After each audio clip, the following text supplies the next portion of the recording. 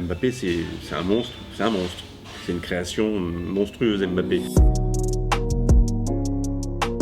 Salut à toi et bienvenue sur ma chaîne, sur cette vidéo interview de Grégoire Margoton, l'une des vidéos qui me fera certainement le plus plaisir à vous partager, tout simplement car comme beaucoup, c'est l'une des voix qui m'a bercé lors de mon adolescence, tous les dimanches soirs sur Canal+, ou encore sur la console avec PES, et bien sûr les souvenirs inoubliables de la Coupe du Monde 2018. Bref, c'était un énorme kiff d'avoir pu discuter tranquillement avec Grégoire Margoton. Il a été franchement adorable en plus d'être pertinent et toujours très intéressant, donc je le remercie et je ne remercierai jamais assez Caviar Magazine qui m'a donc donné l'opportunité de cette rencontre. J'en ai déjà parlé sur ma chaîne, c'est des étudiants qui écrivent des magazines autour du foot, c'est de la très bonne qualité. Avant de vous laisser avec l'interview, léger disclaimer, il y a quelques phases qui sont un petit peu floues, franchement ça me dégoûte d'avoir vu ça après coup, mais imaginez-vous à ma place, je buvais les paroles de Grégoire Margoton, j'étais tout seul derrière la caméra donc j'allais pas faire la mise au point systématiquement, mais bref, c'est ma première interview. Évidemment je m'améliorerai avec le temps, donc je vous invite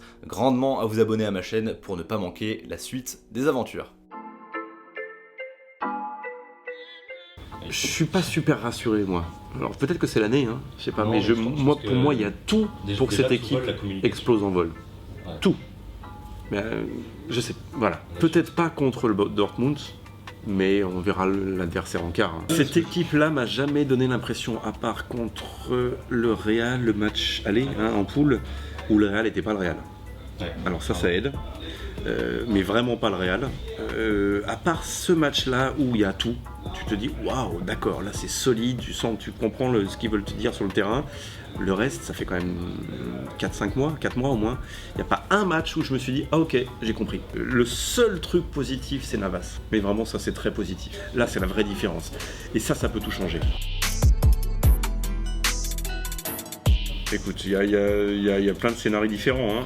Je suis pas inquiet pour Dortmund pour ça, parce que je pense que Dortmund est incapable ou de tenir un ballon ou de défendre bas, etc. Donc si le PSG arrive à récupérer le ballon, ça va faire très très mal. Donc je suis pas inquiet. Mais je pense qu'ils ont besoin d'être en danger vraiment. Genre t'es battu 2-1 à Dortmund. Il se passe quoi entre le match aller et le match retour, la com, la presse, comment ils vont gérer ça? Et tu gagnes le match retour et tu te qualifies avec un vrai match. Là tu lances la suite. De toute façon ils vont prendre des vagues à Dortmund. Ils en prendront des vagues, il n'y a pas de problème. Quand tu fais de la com, il fait de la com, tu essaies de savoir comment il l'a fait et quel est le message derrière, et c'est ça qui m'intéresse. Moi je l'analyse comme il y a un patron à Paris. Nasser il n'existe plus, et sur place il y avait depuis 2-3 ans un coach souvent en guerre avec un directeur sportif et qui faisait des trucs dans son coin, on savait pas ce qu'il faisait, etc. Leonardo il fait une com tous les 2-3 mois et il fait passer son message, quoi. Voilà. Évidemment qu'il dit n'importe quoi. Il dit c'est pas important, si on est éliminé c'est que du foot. Bien sûr. Je sais pas si prévoit ou pas l'élimination, ou s'il enlève un poids des épaules des joueurs, mais c'est pas négatif en tout cas comme discours. Moi je pense que c'est la dernière année avec les deux. Ça me paraît évident. Pour plein de raisons, mais la première, ce sera peut-être même économique. Ça se trouve, il sait très bien depuis l'été dernier que quoi qu'il arrive, là en juin, même s'il y a la Ligue des Champions, ils seront obligés de vendre ou Mbappé ou Neymar, ou peut-être les deux. Ensuite, ces joueurs-là, Mbappé le premier, si tu es éliminé là encore, ou en 8e ou en quart, il ira ailleurs. Et le PSG sera défoncé, quoi qu'il arrive, le discours de Leonardo ou pas avant, s'il y a élimination en 8e de finale, quoi qu'il arrive. C'est un sport collectif, mais ces gamins-là, ils réagissent vraiment comme des individus, et des individus qui veulent tous les ans faire Mbappé, c'est un monstre, c'est un monstre. C'est une création monstrueuse, Mbappé. S'il n'aura pas pendant 10 ans au moins 2 titres par saison, et avec sa sélection, et avec ses clubs, il n'aura pas réussi sa carrière. Il est à 19 buts, 12 passes d'ess, ou 19 buts, 14 passes d'ess.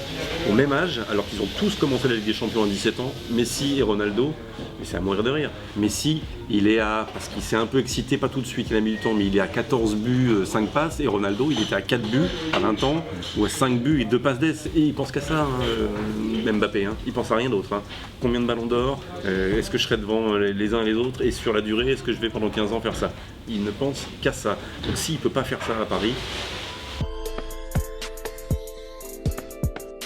il y a des positions comme à Kazan où tu es en haut du poulailler, tu es le moins bien placé de tout le stade, de tous les spectateurs du stade, et ça devient un peu compliqué de commenter, c'est pas très agréable. Et puis il y a des positions qui sont parfaite. Tu es dans l'axe de la ligne médiane, tu es un peu bas dans la tribune, tu es quand même dans le stade et la position au parc est vraiment bien. La première fois que j'y suis allé, je dis pas mal. Et plus j'y retournais, plus je trouve ce stade. Et pourtant, c'est que du béton. Il est dans la ville, il y a un truc. Pourtant, il est jeune ce club, mais il y a des vibrations dans ce stade. Que j'ai du mal à retrouver au Vélodrome par exemple. Le Vélodrome, j'y retrouve des vibrations que quand il est plein. Le parc, il est parfaitement conçu. Moi j'aime le lieu et l'atmosphère. Et le lieu et l'atmosphère, c'est pas forcément dans le club de votre cœur. Voilà.